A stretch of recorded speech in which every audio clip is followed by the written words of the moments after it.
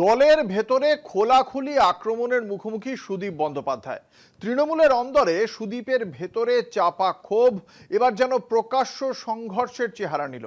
BJP নেতৃত্বের সঙ্গে বৈঠক ঘিরে জল্পনার মধ্যেই সুদীপকে বিশ্বাসঘাতক বলে আক্রমণ শানিয়েছেন মহুয়া। কুণালের ব্যঙ্গ তো ছিলই, সুদীপের দিক থেকে কোনো পাল্টা প্রতিক্রিয়া এখনো নেই। হিসেব বদলাচ্ছে কতটা? তৃণমূল কংগ্রেসের অন্দরে টানাপোড়েন এবার প্রকাশ্যে। এনসিপিআইতে যোগ দেওয়া তৃণমূলের বর্ষিয়ান সাংসদ সুদীপ বন্দ্যোপাধ্যায়কে সরাসরি নিশানা করলেন কৃষ্ণনগরের সাংসদ মহুয়া মৈত্র। তার আক্রমণে সুরে সুর মিলিয়েছেন তৃণমূলের বিধায়ক ও মুখপাত্র কুণাল ঘোষও। ফলে জল্পনা আরও জোরদার হয়েছে। শাসক দলের অভ্যন্তরীণ সংঘাত আর আড়ালে নেই। রবিবার সমাজ মাধ্যমে একাধিক বিস্ফোরক অভিযোগ তুলে সুদীপ বন্দ্যোপাধ্যায়কে কার্যত বিশ্বাসঘাতক বলে কটাক্ষ করেন মহুয়া মৈত্র।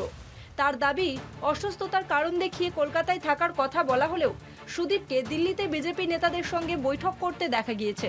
এক্স স্যান্ডেলে তিনি লেখেন, দাদার মুখোশ আর পরচুলা দুটোই খুলে গিয়েছে। পাশাপাশি রোজ ভ্যালি মামলায় ইডির হাতে সুদীপের গ্রেপ্তারের প্রসঙ্গ টেনে আনেন তিনি। অন্যদিকে নাম না করে সুদীপকে নিশানা করেন কুণাল ঘোষ। সমাজ মাধ্যমে তিনি দাবি করেন, কয়েক বছর আগে এক প্রবীণ নেতা দলের কাছে নতুন গাড়ি কেনার জন্য আর্থিক সাহায্য চেয়েছিলেন। নির্বাচনী হলফনামা অনুযায়ী ওই নেতা ও তার স্ত্রী কোটিপতি হওয়া সত্ত্বেও এমন আবেদন কেন, সেই প্রশ্নও তোলেন কুণাল। একই সঙ্গে তার কটাক্ষ, গাড়ির বয়স হলে বদলানো যায়, নিজের বয়স হলে নতুন কাউকে দায়িত্ব দেয়া হলে আপত্তি কেন?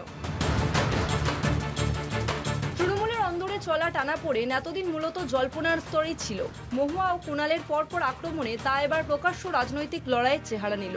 বিশেষ করে বিজেপির শীর্ষ নেতৃত্বের সঙ্গে সুদীপ বন্দ্যোপাধ্যায়ের বৈঠকের খবর এবং এনসিপিআই যোগ দেওয়ার পর তৃণমূলের অন্দরেই প্রশ্ন উঠতে শুরু করেছে। যদিও এখনো নীরব সুদীপ বন্দ্যোপাধ্যায়। তৃণমূলের অন্দরের এই সংঘাত শেষ পর্যন্ত সাংগঠনিক সমীকরণে কতটা প্রভাব ফেলে, এখন সেদিকে নজর রাজনৈতিক মহলের। কলকাতা টিভি।